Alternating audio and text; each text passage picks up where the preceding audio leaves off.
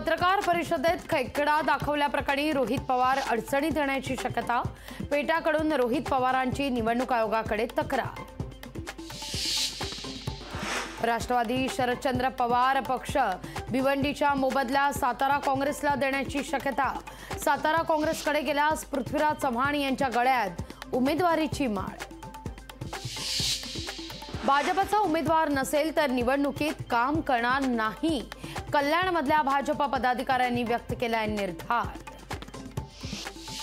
श्रीकांत शिंदेंना उमेदवारी मिळाली नाही तर राजकीय संन्यास घेईल, रामदास कदमांची भीष्म प्रतिज्ञा।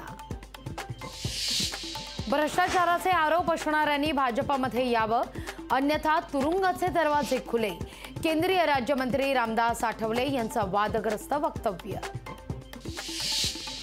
ऐन निवडणुकीत शरद पवारांचा दुष्काळ दौरा। 8 एप्रिलला पुणे जिल्ह्यातील पुरंदर आणि बारामती तालुक्याचा करणार दौरा।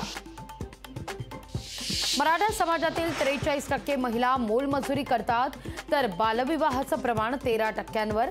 कोर्टात मागासवर्ग आयोगाच्या सर्वेक्षणाचे निष्कर्ष सरकारनं केले सादर। कोरोना काळात पॅरोलवर सुटलेल्या 5,900 कैद्यांपैकी 5,300 कैदी परतलेच नाहीत। मुंबई हायकोर्टाचे कैद्यांना परत बोलावण्याचे जेल प्रशासनाला आदेश। तंत्रज्ञान क्षेत्रातील कंपन्यांमध्ये पुन्हा नोकर कपातीचं संकट। ॲपल कंपनी 600 कर्मचाऱ्यांना नारळ।